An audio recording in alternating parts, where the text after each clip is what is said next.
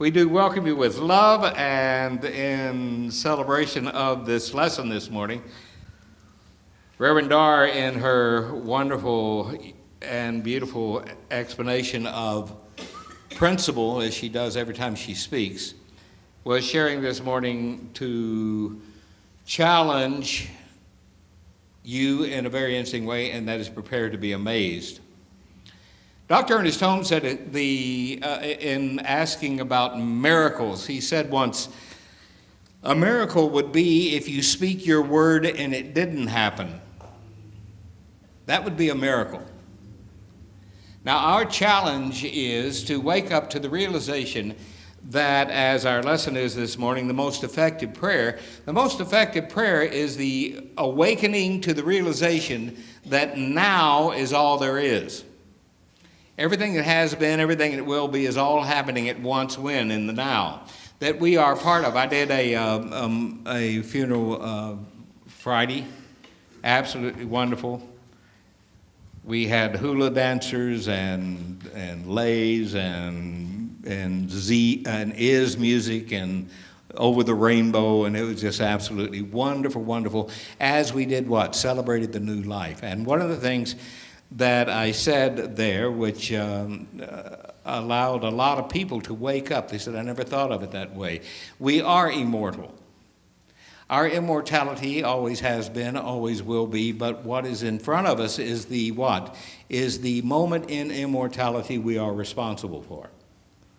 And so our challenge is to free ourselves from any of the thinking that produced yesterday, no matter how wonderful it was or not, and to allow ourselves to be what? New in the now. To be new in the now and think new in the now, be new in the now. The first step of spiritual mind treatment is what? There's one life, it's God. It is infinite, it is everywhere at once, it is love. It knows what to do and it knows how to do it, and it made me out of itself, and it's only waiting on my next idea or decision or choice to become what? Experience. Did all of you get your handout? I gave you a handout this morning. In fact, I gave you three.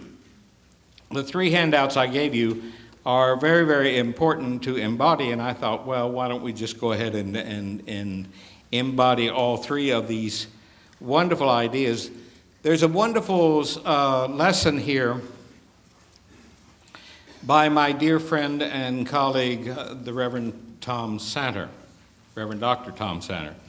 Tom is great. I have known Tom all of the years of his ministry. I was his sponsor and have watched Tom and his wife Gisela, Dr. Gisela Santer, develop their wonderful work in San Diego.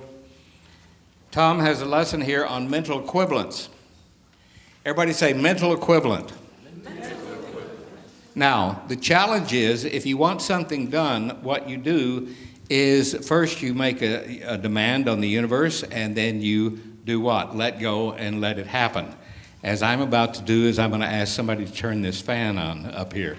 It's right there on that switch there, if you could reach it. Good. There you go. Thank you very much. See? And so it is. Now, our challenge, as he says here, the mental equivalent is the subjective embodiment of an idea which is so accepted that the mind can no longer deny it. Now, what he's saying here is this. We are not using prayer to try to make something happen. We're not using prayer to get some deity sitting on a throne to change its mind about us. How many were raised in a teaching that did that? You know, beg God, beseech God, make a deal with God, please God, whatever.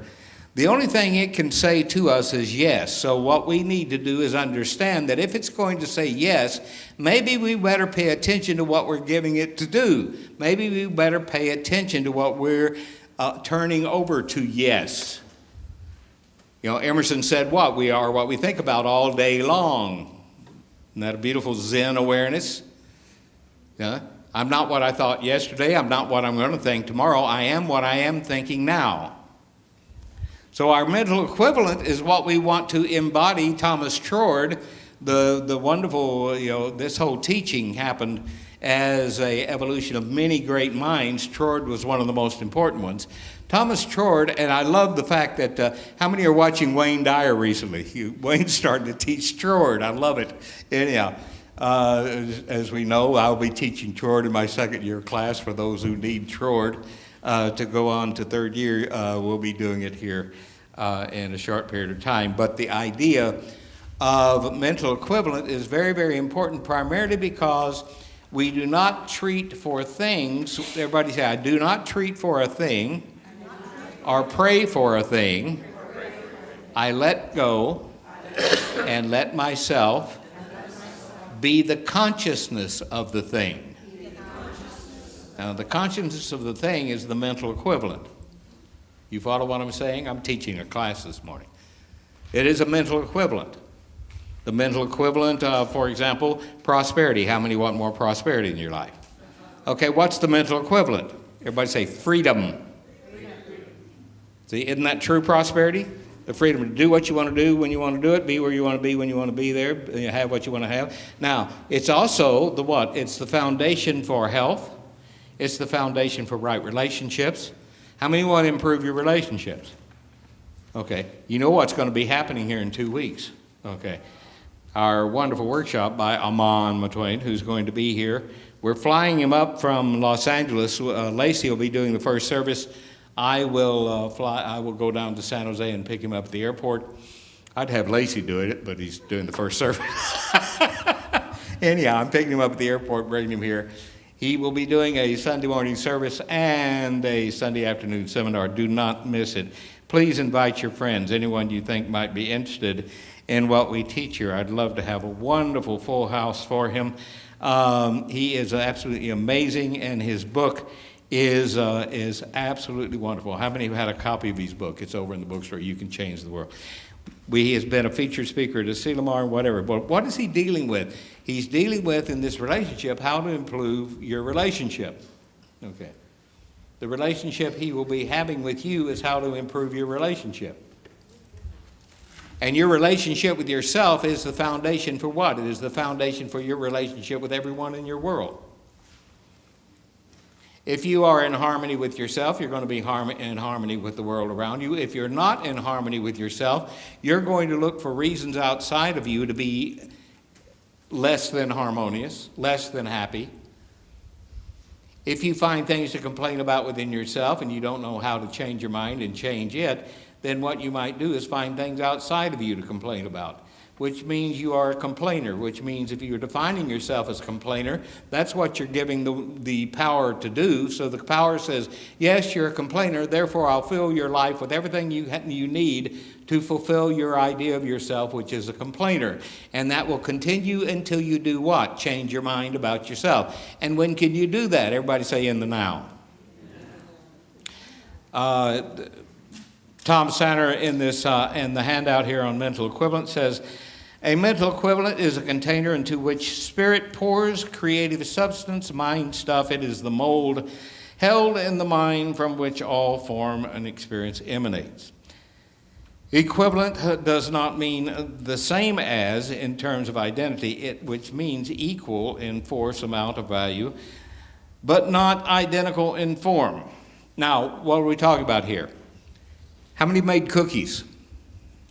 How many of you used a cookie cutter? How many used a star cookie cutter and then complained because it wasn't round?